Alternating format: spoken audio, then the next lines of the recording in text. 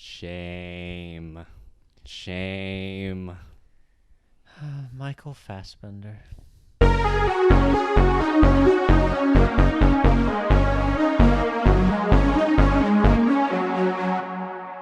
Welcome to the Space Turtle Show, the greatest show in the galaxy, and we are here with episode 3. We finally made it to a movie where the footage hasn't been corrupted yet, as of right now. Yeah, don't jinx us. Yeah, we'll see if this makes it all the way to YouTube, but I think we've got a good ball rolling with these, and this was your pick this week.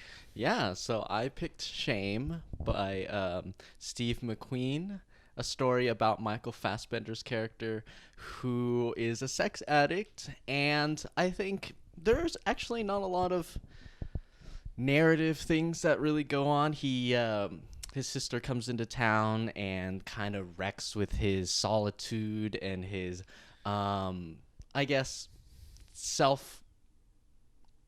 what's it called? Like Pity.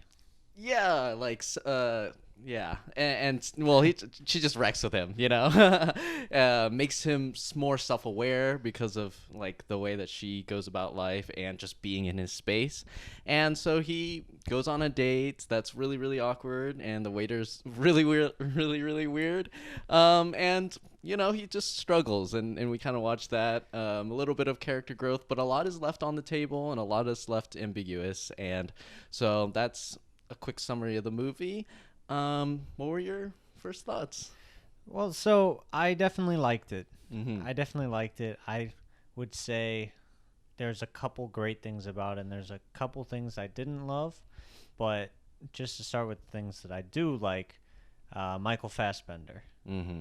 Great performance, the best I've ever seen from him. Yeah. And I would say that I had a revelation during this movie that Hollywood misunderstood Michael Fassbender. Really? And that's why he doesn't have as great of a career as he should have had. Uh-huh. It's because they thought he was like this super cool hunk leading man. This guy is the perfect pathetic loser. He is like born to play a pathetic loser. With this and like 12 Years a Slave, like this is like his thing. Like I mean, no, that's not an insult at all. Like some people, you just got a talent for playing pathetic losers. That's like, and those are the best roles, really. I mean, come on. And he really got to shine as an actor with this one. He had all of the emotion, and he had all of the close-ups. He had all the everything. Yeah. I mean, he had everything. This movie definitely shines a light on him and doesn't have that many other characters that go on, or none that really have that much depth, or maybe you could call Carey Mulligan a character, Sissy, having a little bit more of focus on her, which I also thought Carey Mulligan was great in this movie as well. Oh, me too. Definitely Absolutely. one of my favorite performances of her, and I thought she almost stole the show in the early portions. In the later portions, it focuses more on Michael Fassbender, so I think he carries it. But I do want to say at first that I wish that our thing could have gotten the HD version. We were definitely scraping the bottom of the barrel with this movie. If you guys find it somewhere, like, tell me where you can find it, man, because I cannot find this movie anywhere. It's on Vudu. Yeah. Vudu or Prime Video, and it's like, oh, you can't watch it in HD because your computer, your HDMI cable, or your TV can't support 4K, so like I guess you gotta watch it in SD instead. And I'm like, gosh dang it. And we're like the one house that can't use Prime Video. It's like, it's so sad. It's like it's got everything, but you know, because of technology stuff, we just can't use it. So And I definitely totally agree with you with the pathetic characters, because I think one of the moments that most shine that is like he kind of acts like the cool guy that kind of stays behind, and he's like, no, I won't dance, like I won't like approach, I'll be like the second person, I'll come in like after my friend is like making things awkward and stuff like that. But he also has that like smile when he like puts himself out there, where he's like confused but he still kind of smiles anyways. Like, for example, whenever he's like, I want to see you again, with his like coworker like girl worker. I don't Yeah. remember her name, but and she's like, maybe, I don't know. He has this like grin that's just like he doesn't really understand what's going on, but like he just smiles anyways, trying to look cool or something like that. He also has like the outfits for it too. But Yeah, he's anyways, pretty well dressed. yeah. I think that those are the peak way that I guess his face works for me, or maybe just his acting style or something. I definitely feel like these are the types of roles that really he's able to like warm up to more than like the leading man type thing that you were saying. Yeah, and it's so crazy because he's like so hot. You know what I Yeah. mean? He's like the hotness to like pathetic loser level. You can never get that with people as hot as Michael Fassbender. Yeah. But he has a talent. He can do it. This is a compliment, guys. This is a rare skill. He really can. Like it's not every day you find someone as hot as Michael Fassbender able to play such a pathetic loser. Yeah. It's like it's not no Michael Cera or anything like that, you know. well, yeah, A hot Michael version of Michael Michael Cera Cera. hasn't stooped to this low of character yet, but he's hey, I mean, no, actually I can't defend Michael Cera. I love Michael Cera, but hey, I'm a pathetic loser, so Hey, aren't we all, man? yeah. But I think some of my initial thoughts as well were positive. I liked that there were. I always like ambiguity in film, so I kind of like that it's just almost a little blip of his life, and the kind of thematic visual callbacks that happen in the film were pretty good in my opinion. There were some moments like I think some like I don't know. Maybe it's just me, but I was thinking about this, and I feel like Carey Mulligan and Michael Fassbender's dynamic is like a really foreign one to me as like a brother and sister, and so they were weird, I guess is a good way to say it. And but that kind of makes me think of the whole aspect of like shame, and so there's like this dichotomy to me. There's like things that are a little bit weird or a little bit not weird enough, you know? Like it echoes like this movie, like Don John, like is like the more safer version of this movie. And then a movie, for example, like Love, Gaspar Noé's Love, which is like the even worse than NC-17 version of this movie.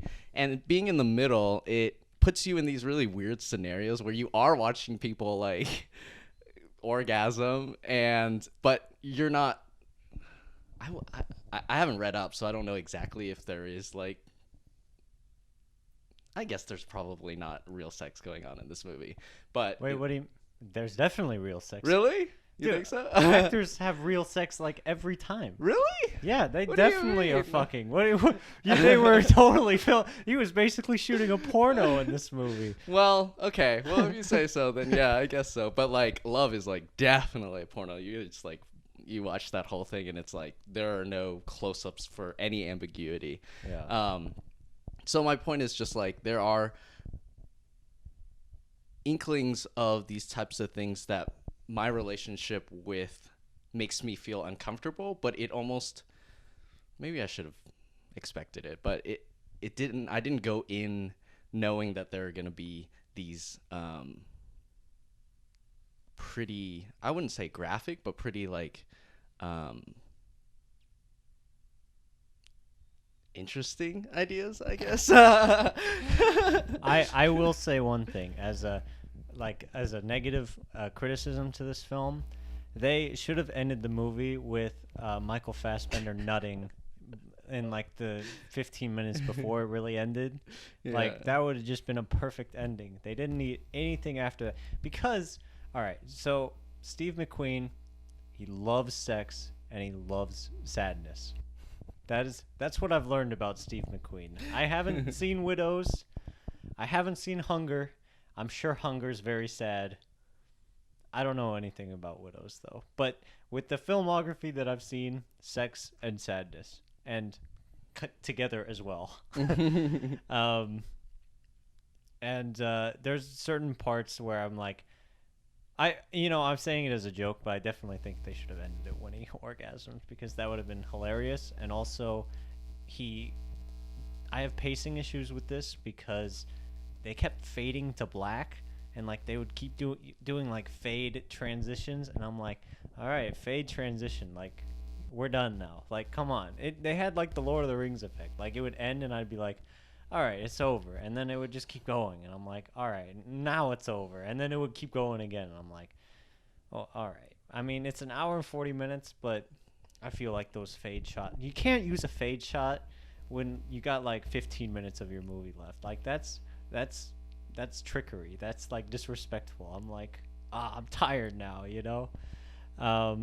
So yeah, that's my soliloquy on that. And I don't know, because some of my favorite parts were after it, you know, like You liked the sister cutting her wrists. well, You didn't think that was a touch dramatic? No, Like, I think to it was dramatic. Bow on like the movie, like, oh, it's not sad enough. Let's just have the sister try to kill herself. I think my thoughts were if she had, because she survived, then I think it's like a touch dramatic. If she had died, I'd be okay with that. All right. Well, why? Because I think it just pushes it, like it's like that thought that I was saying earlier, where it's kind of like in the middle of things. It's like not the Don John safe version, but it's not like the love like going full at it. And some of the themes are his lack of a capability of being vulnerable, you know? And I think Carey Mulligan is that last vestige of someone who's like really reaching out to him. I think he may have had like a chance with his coworker, but he is obviously like a really creepy dude. Yeah. So I don't think he's doing himself any favors in that direction, and obviously it didn't end well. So I think she was the last, and I think that her calling him and begging him, and then like the callback to the argument that the girl with the ring in the beginning, was it in the real first scene of the movie? But I like, think it was like, yeah, at least first or second. yeah, the callback in the end would have been a lot more powerful if it was like one of the last like arguments that they had, you know?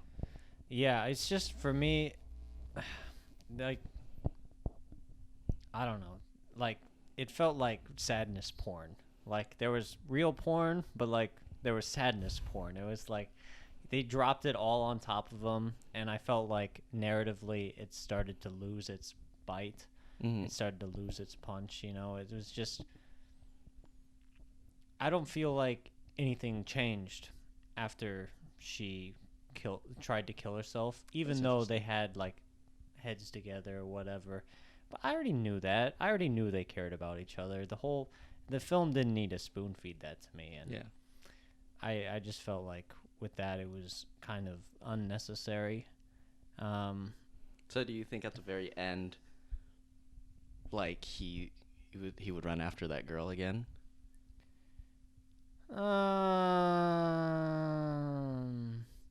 Maybe the next day.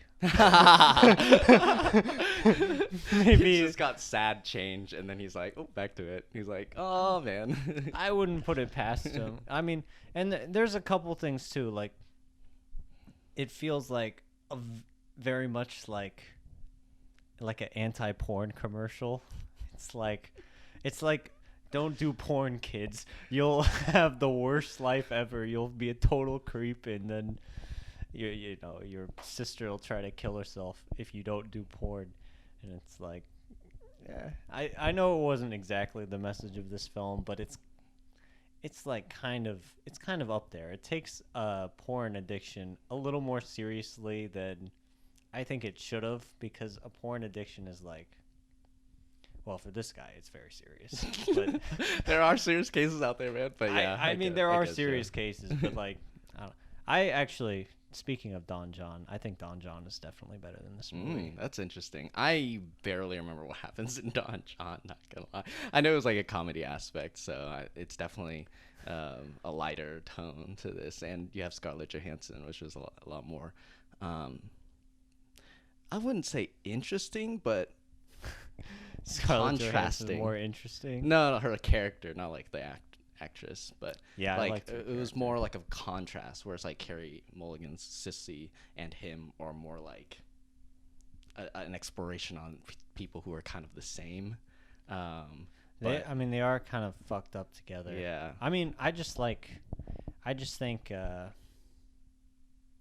don't know. This movie's more sad than it should have been. Yeah. It was like, just like unnecessary, and, I feel like Don John is a more appropriate use of sex addiction movie. I getcha. I think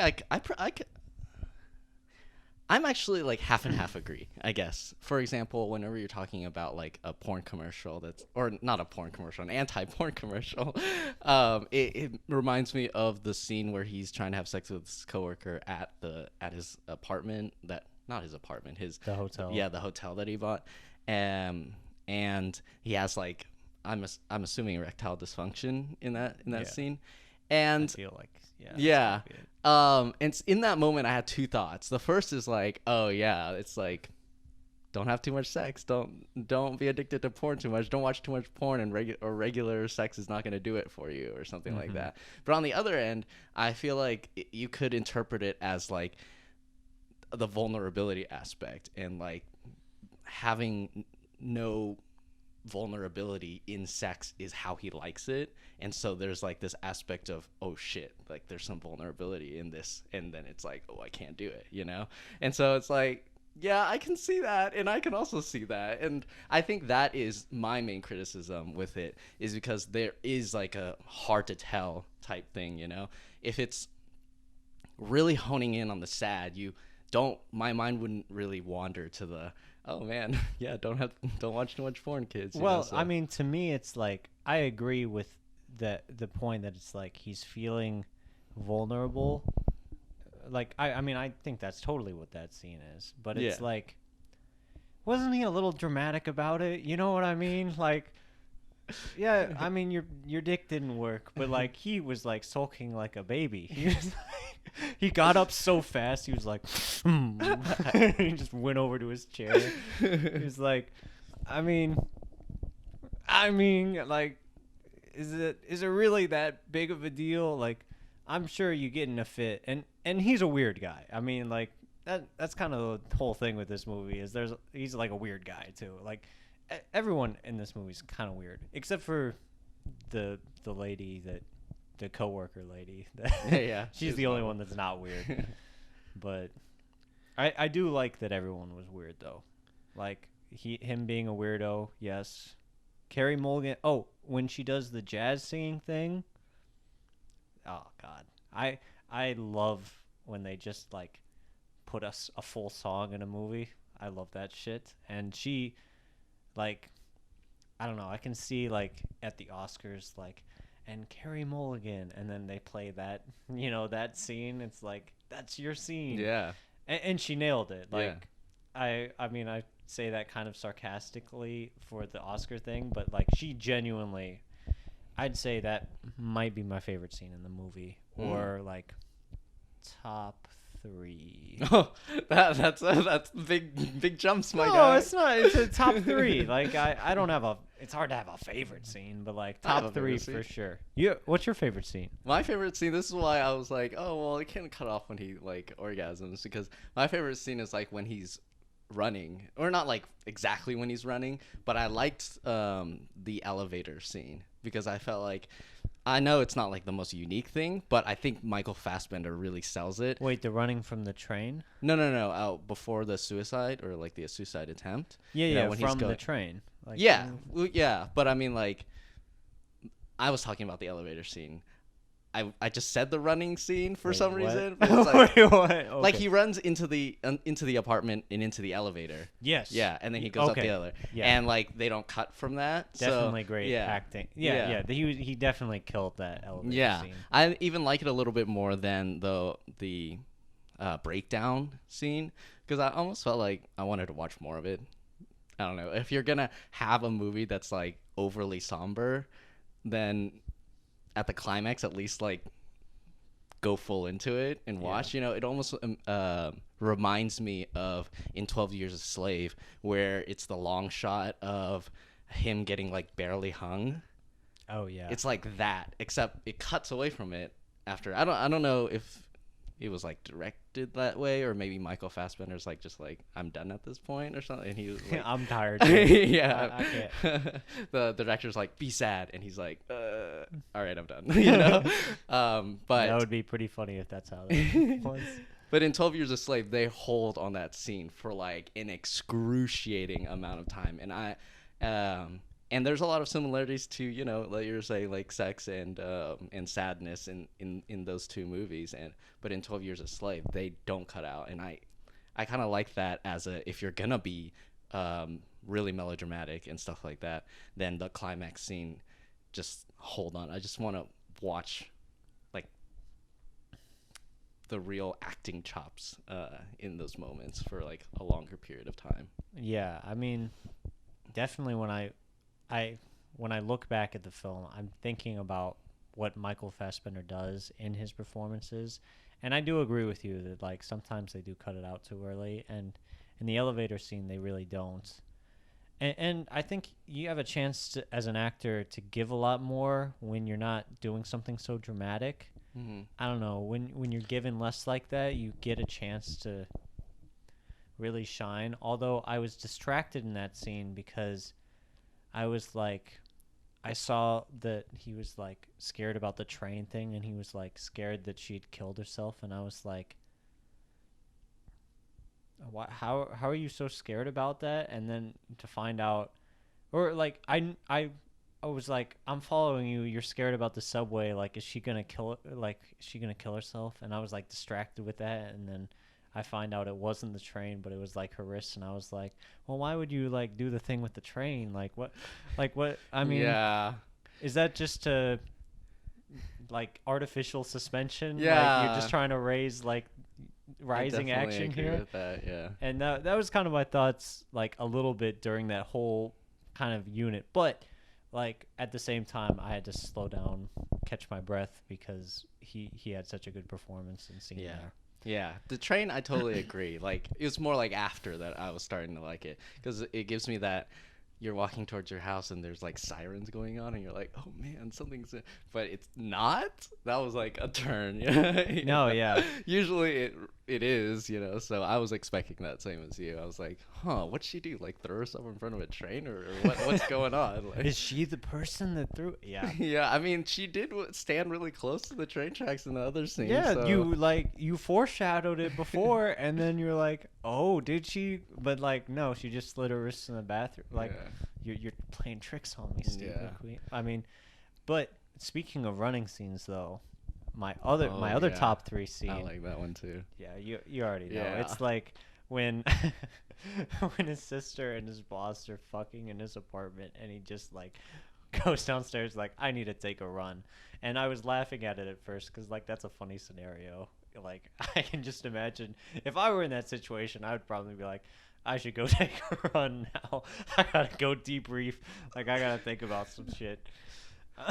But the way it sticks with it and like the tracking, I want to say that's called the tracking shot. Yeah. Yeah, tracking shot Yeah. of Sounds him right. doing the running and the way they use natural lighting in the whole film in general. I love their use of lighting in this movie. Yeah. It's incredible the way they use the lighting of the city. It feels like there's not much artificial lighting, even if there is some, it feels like it's not. So like, you know, same difference, whatever, right? And I think they do really well, especially with like his placement as a runner, like how he's always in the back of the frame, even when he stops, like they have him in the back of the frame. I don't know.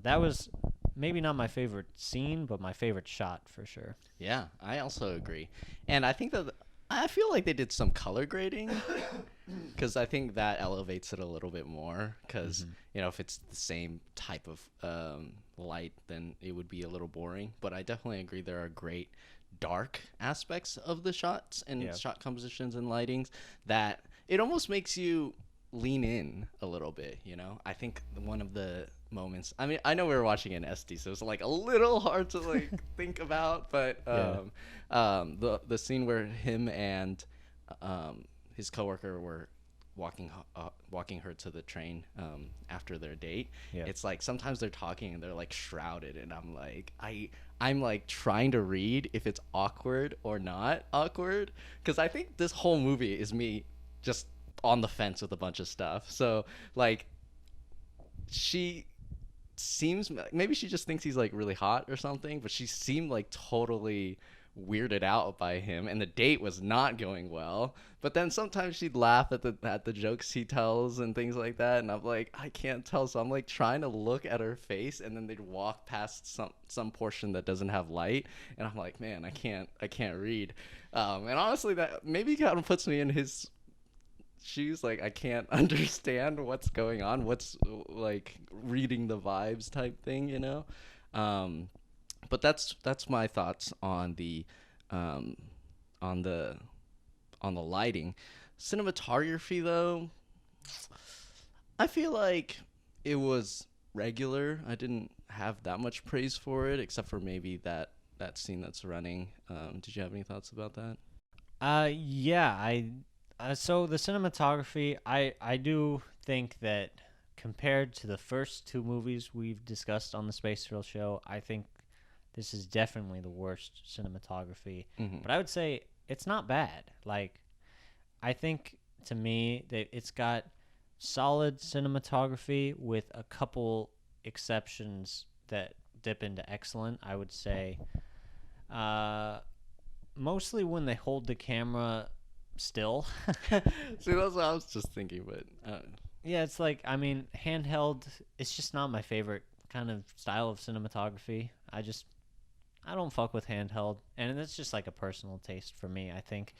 But a couple times, the handheld offers up when they have still cinematography, it makes it all that more impactful. So it's like, I'm sure I would have done it differently if it were me, but I'm not a cinematographer or anything. So, but I'd say, running scene, uh, the scene I talked about before, the jazz singer scene. I mhm. think that's a great shot and a great. You're able to catch all of Carey Mulligan's acting in that one, and I would say the actual, which is my third of my three favorite scenes. I Mhm. guess if I'm going through all three of them, is the date with like the waiter and Mhm. everything. I Yeah. think that's a great shot. I love like kind of the medium camera angle, and you're able to get everything. And actually, I love everything about that scene, like the whole writing and the waiter and the awkwardness of the date, and just the way the kind of chemistry Michael Fassbender and the coworker have. I think it really sets the scene for tension and excitement and kind of vulnerability.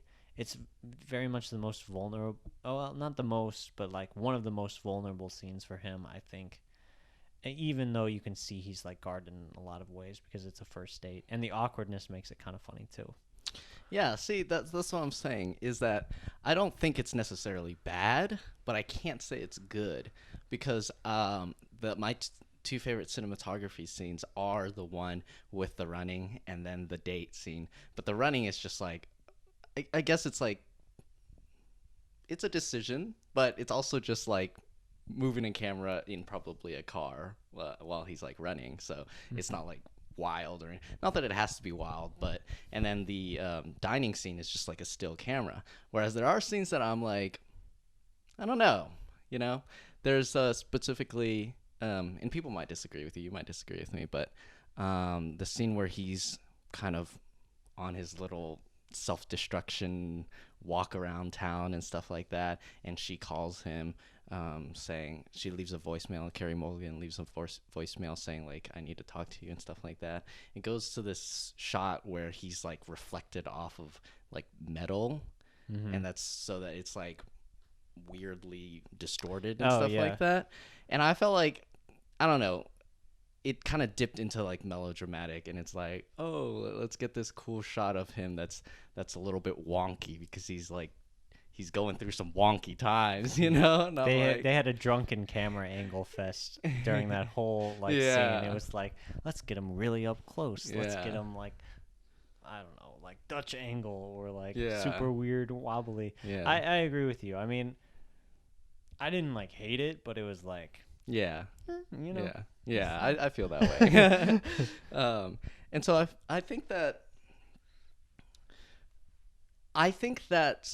the biggest flaw I find in this film is like the melodramaticness and the hotness of Michael Fassbender, man. You couldn't get over it. He's I too couldn't get hot? over it, man. Because I feel like when we were criticizing the whenever he has erectile dysfunction, he gets all like super serious about it. He's borderline too attractive, and the writing and the directing has made him a little bit cold and a little bit cool, too cool almost. It made me reflect like, oh, if it was like surrounding this rich, I don't know, gamer or like a Smash player or something, Oh, like really jeez. stinky boy or something, and he's Damn. like, ooh, bro, I'm gonna pay for a bunch of sex, and then he like tries to have sex with a girl, and he has erectile dysfunction. He just sits there like this. Like, I think that would be a lot more interesting than like this really cool rich businessman who seems to get whatever he wants. But it's kind of interesting because I came in this movie thinking that he would be like, this would be a movie about a sex addict who's like a great player. Like he's like in the first scene where he was looking at that girl on the train, I was like, man, he got this in the bag. He's gonna get all the girls in the bag, and it's gonna be like settle down time, like what's gonna be going on, like relationship with the coworker, but like he can get everyone. But he doesn't really get anyone, and he pays for sex a lot, which shows him as like not that competent, not the most competent like person at attracting people, and yet he's really attractive and he's really rich, and they focus a lot on his like coolness and suaveness and ability, you know. I see. Actually, that's funny because I think I feel the opposite. I like that he was very hot and rich because like I don't know. I feel like there's a lot of people like that are hot and rich and just don't get it, or like his perv boss. Yeah. He's really bad. Yeah. Even though, like, he is a player. He got his sister, but like, Bruh, dude, on the first meet, like, bruh, talk about disrespect, man. That's a bro moment. The fact that he even blamed his sister and not the guy who was actively hitting on her. Like, how do you not shut that down at the table, Yeah. dude? That was like shameless, dude. Oh, but anyway, like Michael Fassbender, his kind of, I don't know, his like wealth and attractiveness, I think, do a lot to prove, and like he's kind of half and half, you know. He's like paying for sex a lot, but he's also every once in a while he'll get like a girl like for real. Yeah, and then he gets beat up for it. Well, that one was so fucked up. He's so fucked up in that scene. I was talking more like the opening, like with the jacket girl. Oh, yeah. But I think that gives like a layer to his character that is like I don't see every day, you know. And if it were like a gamer, I feel like it'd be a lot easier to laugh at them and take it less seriously. And this movie was asking us to take it seriously. They really wanted us to take it seriously. But I mean, at the same time, I've said how I didn't like that. Yeah, yeah. That was. I've got a confusing array of thoughts, but like it's like a triangle. It's like I don't want it to be serious, but I like how Michael Fassbender was like portrayed as a character. Yeah. I didn't do a very good job of explaining it though. I don't have any faults with Michael Fassbender. I think he did the best he could. Acting, his character was very creepy, and working with his incredible attractiveness, he made the character pretty creepy, which is, I think, a phenomenal accolades to him for that. Because he wasn't overacting the suaveness given like his situation and his wardrobe and status and everything like that. Yeah, I just would have preferred like a little bit less seriousness, a little bit less melodramatic overall. And I'm not trying to say like gamer as in like let's turn this into a comedy like Don John. I just think that it's a little bit of an easier pill to swallow to take people who are a little bit more cringe to do things that are like overly serious. And if they do things that are overly serious, you kind of think about how weird that is. I don't know, maybe people are just like a lot more judgmental for those people, and I think working as like a general audience and trying to prove your point, because I think he was meant to be like this overly serious, like I couldn't get it up, I'm just gonna sit here and sulk, like type of goofy type of like, that's not normal, that's not how normal people do things. But because he's like meant to be respected so much, I guess, in his like aura of the film, like in his backstory aura and that kind of stuff, that in those moments you're just like, man, that was like too serious of an acting choice, or like a directing for him to act or to do choice, rather than that kind of proves how goofy and weird and over dramatic this character is, you know? Yeah, I mean, I definitely understand. I agree with that, actually, 100%. I think, you know, I'm saying a lot of criticisms about this movie, but I actually I liked it, definitely. I liked it. You know, it's just that there's just a couple things that are standing out to me that I just can't help but like talk about because it's what's in my mind right now, but I can't even think about that much more with the movie. Actually, this one is like, okay, yeah, sorry, No, just go ahead. real quick. It's nice to have a movie that's easier to think about this third week. Yeah. Like it feels like a little bit of a break movie because it's not as deep or complicated as the other ones. Yeah. I mean, and I don't think a movie has to be complicated, which is like, so it's not an insult to the movie. It's like, it's just nice to have like a movie that's easier to swallow. And it's like an NC-17 sex addiction movie, but it's like definitely, yeah, definitely easier to swallow, not to spit. Another one of the lines that I was gonna give in the beginning would have been Robert Pattinson has nothing on Michael Fassbender, because you know his trend of like jacking off during his movies. I mean, Michael did it a couple times in this movie, and he was having sex a couple times too. So I'm like, geez, man, this is more than Robert Pattinson ever does. And people talk about, oh man, Robert Pattinson's new movie, I wonder if he's gonna jack off in it. So people don't talk about Michael Fassbender like that, and I'm like, this is a straight up close up on this guy's orgasm. See, I mean, multiple times. Hollywood fucked up. They needed Michael Fassbender orgasming more in their movies, and they failed to do that. He's got Robert Pattinson energy where he's like kind of weird. Yeah, yeah, but he's totally. not recognized as that, you know. Yeah. Maybe because he's got an accent. Oh, actually, Robert Pattinson has an accent. I didn't even think of that. Sorry, that line came out premature. Yeah. Well, sorry. What was your question though? Yeah, I have a couple questions. So one That's is good because I don't have any more thoughts. I think I wanted to talk a little bit about the sound or the soundtrack in specifically, and specifically in the scene where he finds Carey Mulligan on the bathroom floor bleeding out. And I wanted to ask your thoughts on how it's like completely silent in that scene, whether that was like positive, negative, or I would say I have no thoughts about the soundtrack.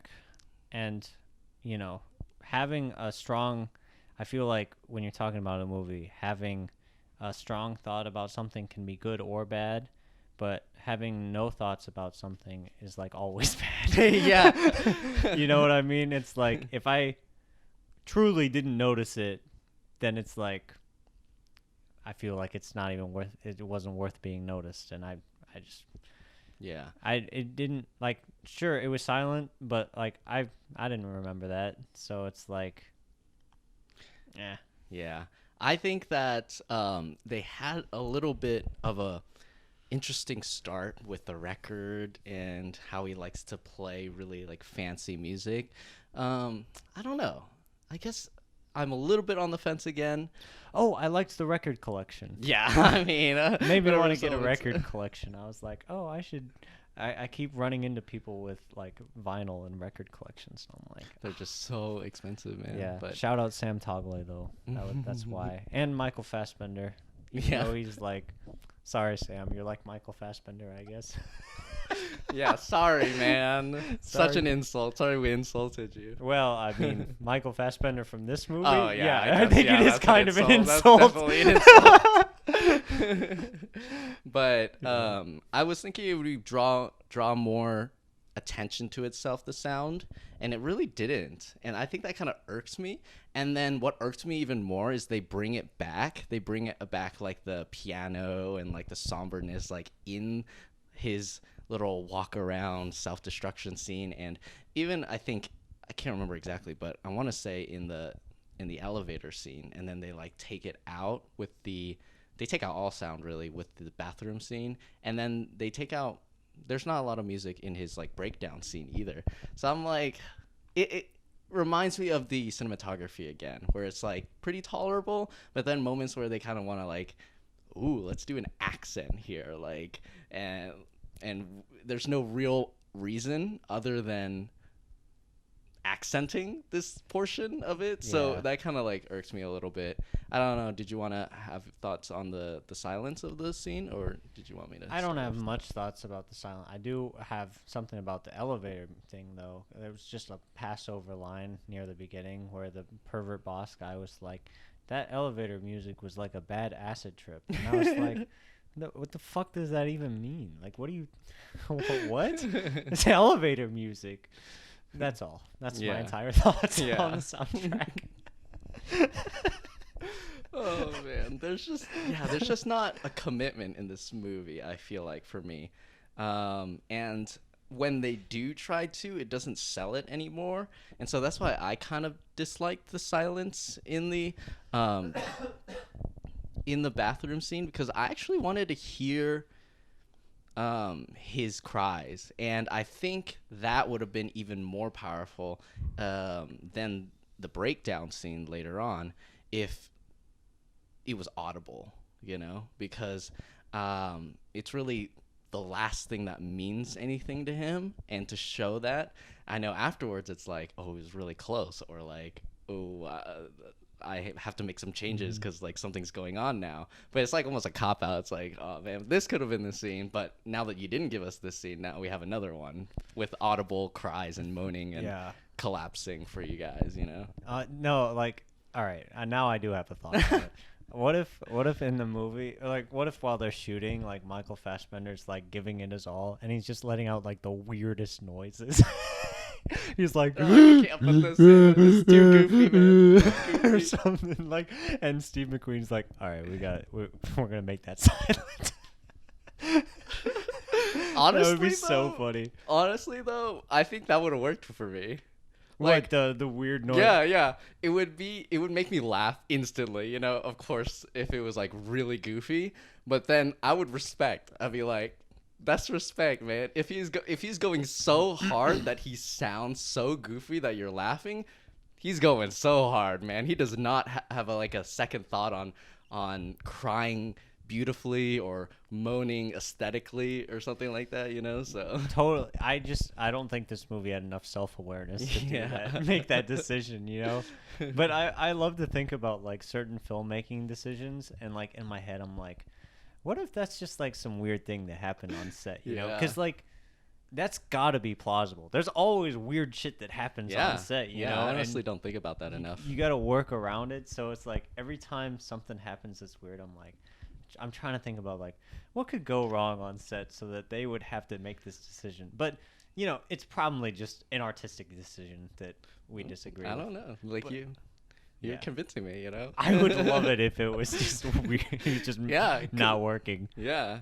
Like I said, I definitely don't think about that enough. And things that are artistic choices or them just scrambling is like, that makes total sense. I mean, it's like us having like an audio only portion of the Oh end. my You gosh, know?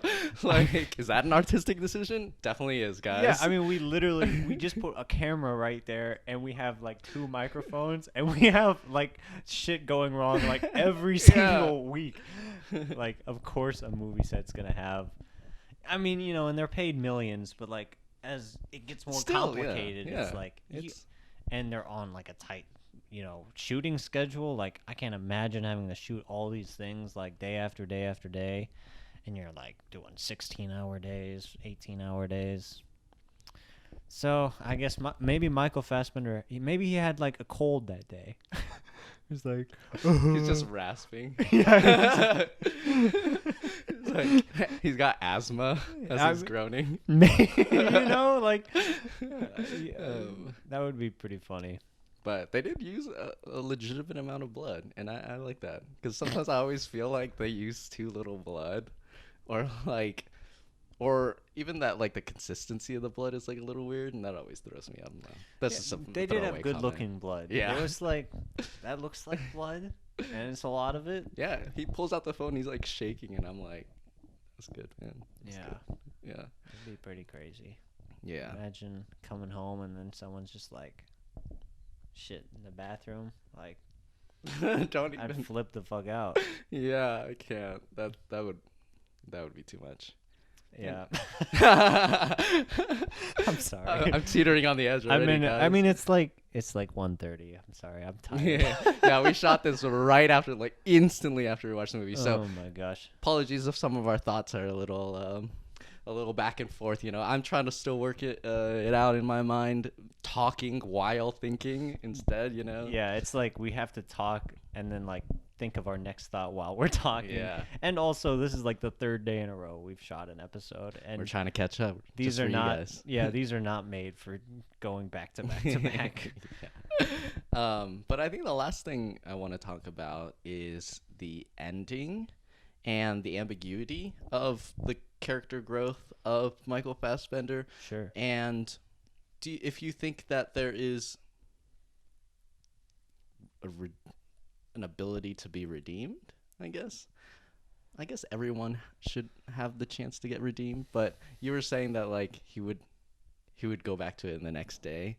So it's like, do you think that was a choice that the director is like conveying to you, or was it more like a lack of character development that showed that he would stick with his change? You know?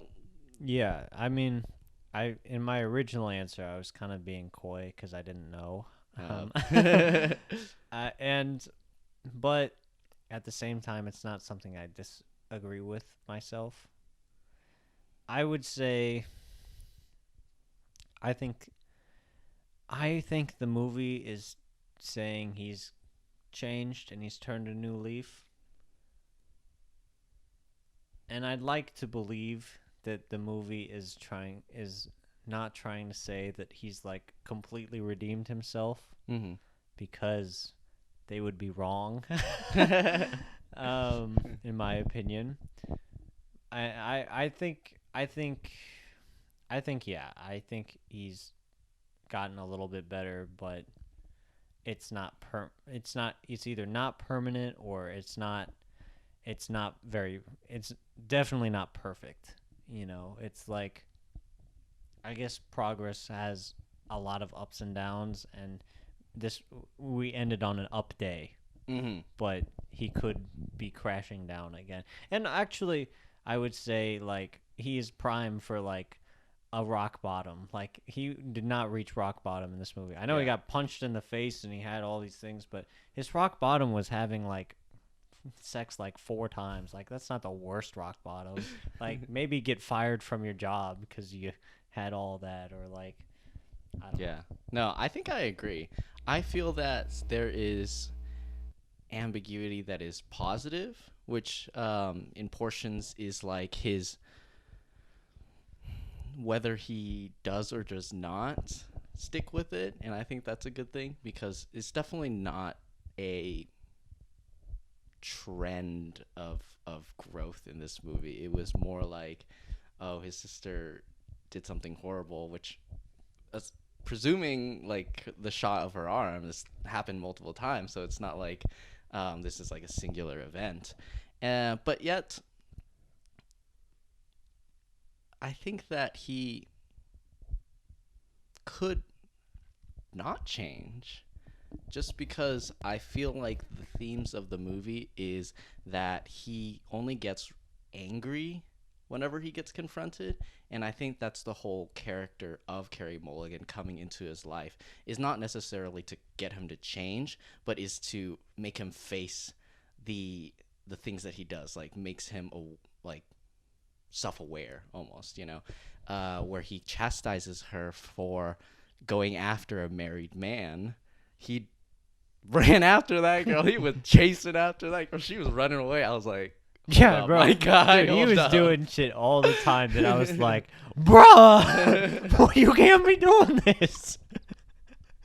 You're catching a case, man. Dude, like, oh my, like Bro, with the one I'd girl at the be bar, and he literally terrified. just lifts his fingers under her skirt. And I'm like, Bro, bruh. if it didn't work out for him, like that's a case. My guy, that is like 911. Hello. Oh my God, Um, dude. Like, okay. I mean, I'm sorry. This doesn't have to do with much, but like, I feel like this movie and Joker, like, they're a double feature. Cause like, Joker's got better cinematography and music though. yeah, Yeah. I think Joker's better, but also I think Michael Fassbender could have been a pretty good Joker, and I don't didn't disagree. know that I before don't this disagree, movie, yeah. but like, he does some Joker stuff. In this Yeah. one. Actually, she's too cool to be Joker, but in this movie, but yeah. I mean, Joker stuff. Yeah. That's what he's about. If like next movie, like this maybe is like this is like the prequel to a Joker movie.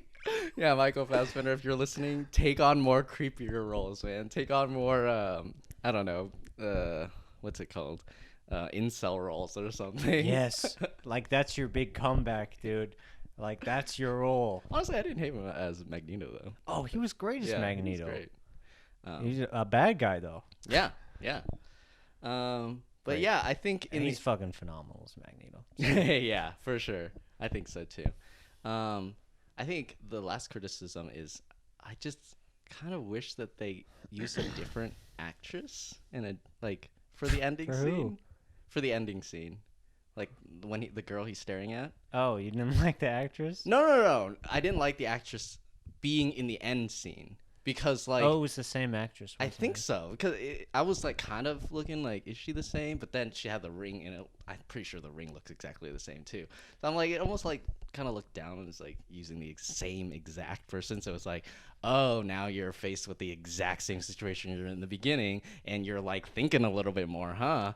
It literally would have just been a ton better if they just used someone else. Like, how what are the chances of him meeting her again? And she smiles at him again after she ran away from him the first time. All right, because I was thinking in my head, I was like, that's not the same actress, is it?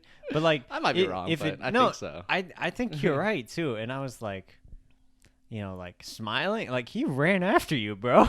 Yeah, I He don't was know. literally- Mixed signals. She was sending mixed signals, bro. he was dead ass chasing you. She was dodging people, bro. She was. now you're smiling at him in the subway. Yeah, I would part not two, be bro. smiling at that dude. The guy that's fucking chasing me in the subway. Terrifying. Yeah, definitely should have gone with a different actress there. Mm-hmm. I didn't know for sure, but I think you are right. I think it is the same actress, and Yeah. yeah, that was dumb. Yeah. It's just like commitment and a little bit of lack of trust in the audience. I think a little bit of that sprinkled throughout as well. But yeah, those are my final thoughts. I mean, I'm being a little harsh, but I did like the movie overall. Didn't love it, but it's a little bit more interesting to talk about what you disliked than what you liked. So don't make it. I'm not trying to make it seem like this is like garbage movie. You guys should watch it. And Steve McQueen is pretty good at his work. You know, I guess for my closing thoughts, it's like Michael Fassbender nails it. I really like. It's great. hard for me to understate because most of this review has been us talking about criticisms, but like Michael Fassbender really kills it. You know, he's phenomenal, and Carey Mulligan I think is also giving easily some of her best work. She's got a lot of great work, but this is easily some of her best work, and I would say that along with great shots from time to time. There are good things in this movie.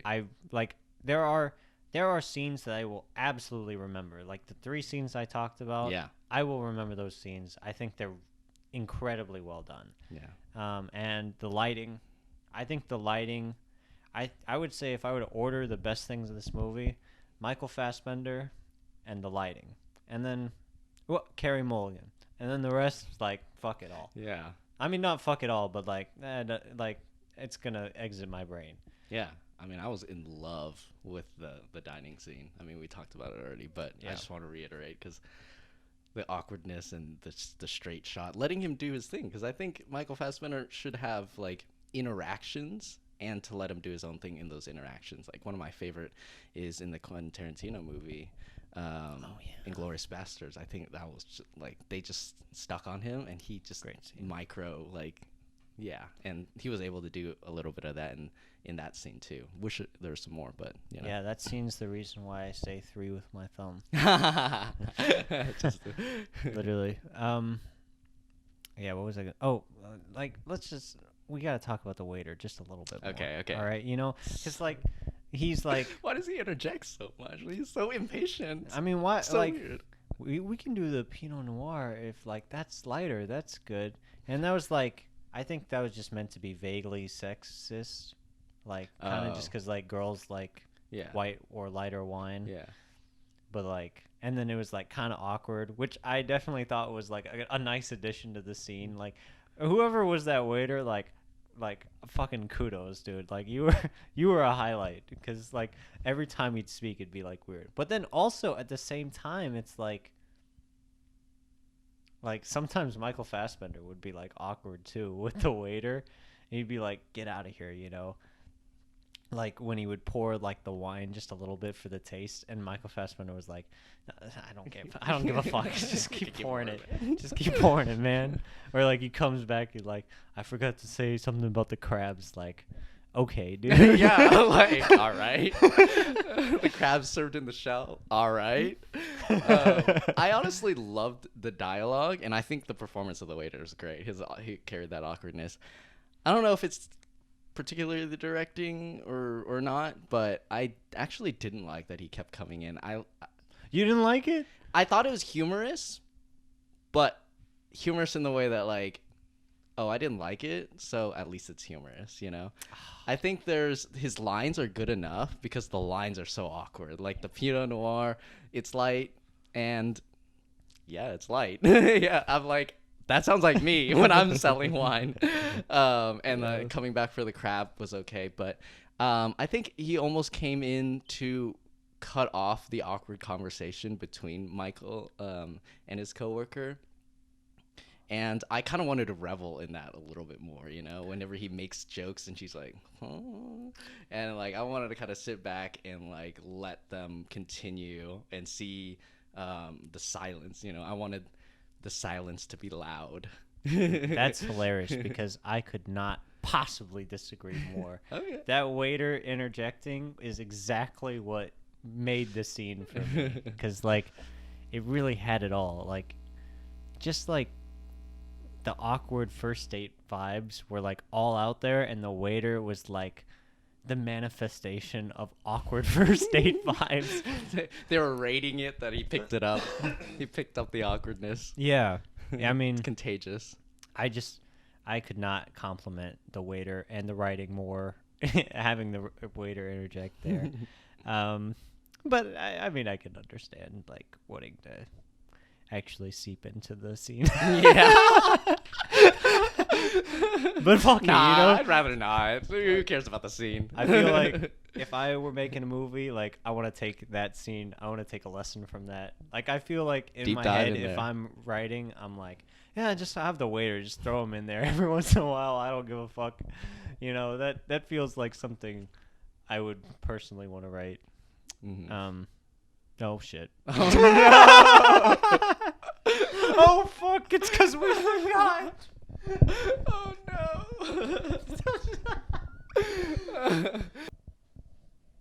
I mean, just further proof that Michael Fassbender has a weird moaning groan. Dude, I can't believe that they had to cut out, man. See, this is what we're talking about. We literally, all we have to do is remember to like cut the video off every 25 minutes, and we just can't do it.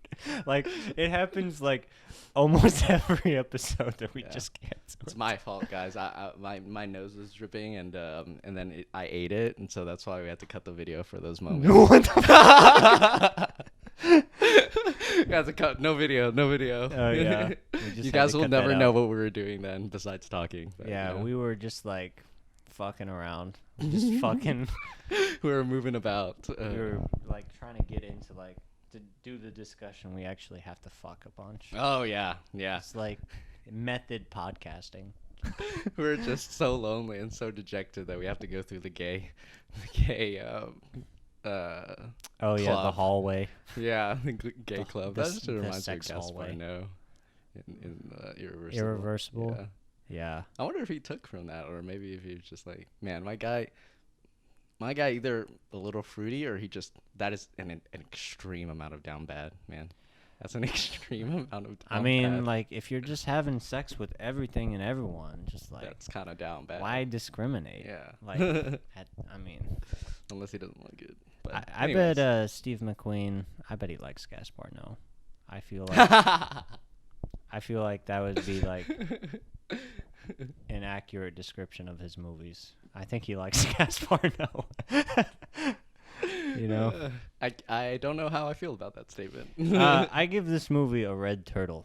That's my. Oh review. wow, that's pretty good. I know it's kind of high. Yeah, I think I give it a crush and a squirt.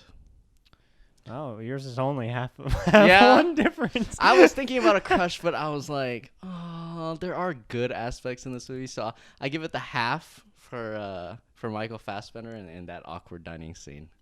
I couldn't stoop to just crush.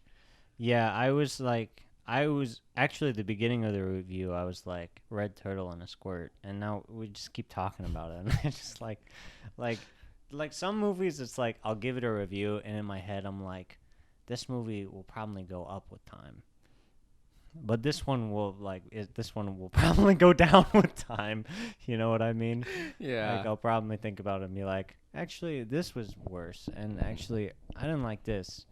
And I'm probably not going to watch this movie again for at least 20 years.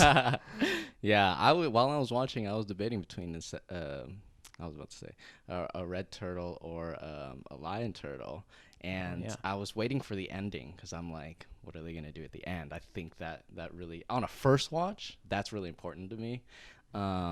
And we're using that actress in the ring, and I'm like, okay, That's it. red turtle. And then just talking about it kind of brought it down too.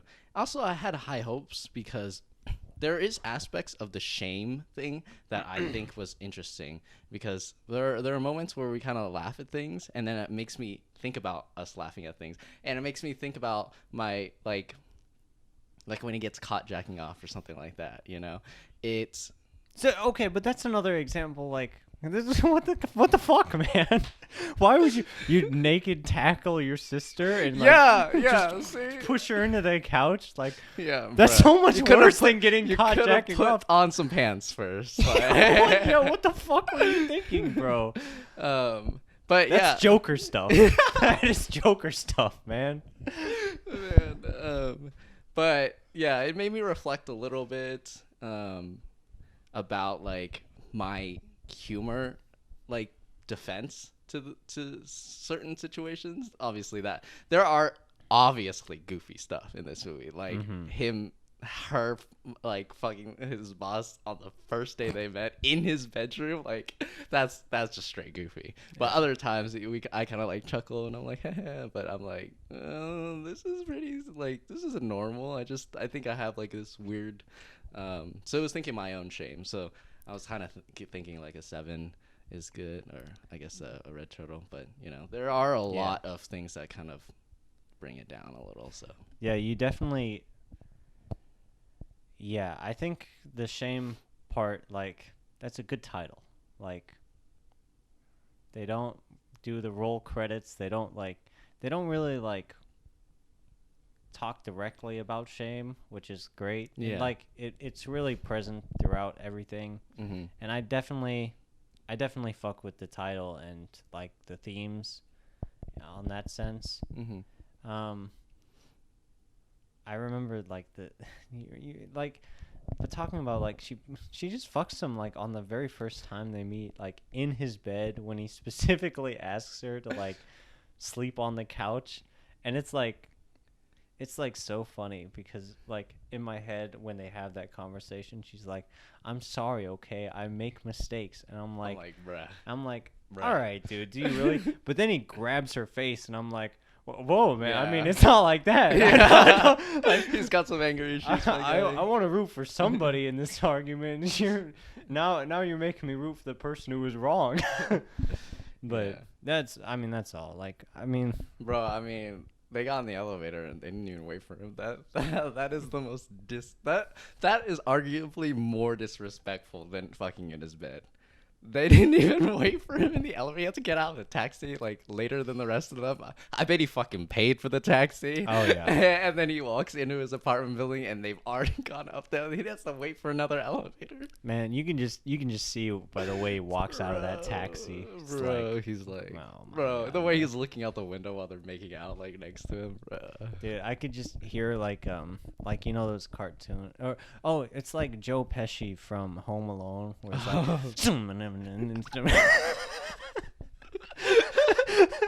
you know, just like steam coming out.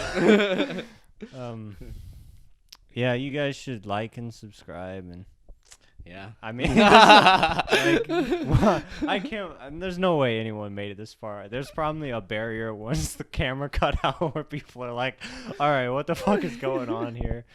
But I love episodes like this because this is fucking stupid. I also like the interestingness whenever we talk about movies that we don't hail as perfect. You know? Yeah, it can get kind of boring where it's like, yeah, everything's amazing, you know, like it's all great. Like, this is great, this is great. But at least, you know, this film, they did us a service here. They were like, we're not gonna be perfect. Hey, but Stephen King went on to make 12 Years a Slave, so I think he's doing well. I'm not exactly sure what's been going on recently with him, but yeah, I want to watch Widows. I always wanted to watch it. Is that after 12 Years a Slave? Yeah, it came out like 2 years ago or something. He didn't make a movie he made 12 Years a Slave, and then he didn't make a movie until like 2019. Yeah, so I'm sure he recognized some of these criticisms, and you know, I bet he watched this entire episode and he's like, yeah, these are some changes that I'm gonna make in the future. These guys are so valid. I bet he really he watched our stuff. He's like, he won an Oscar. You're right, dude. You guys, you're right. Like, yeah. Well, he won the Oscar for 12 Years a Slave, so I think he's doing good. We study his films now. That's all we have to say. All right, bye.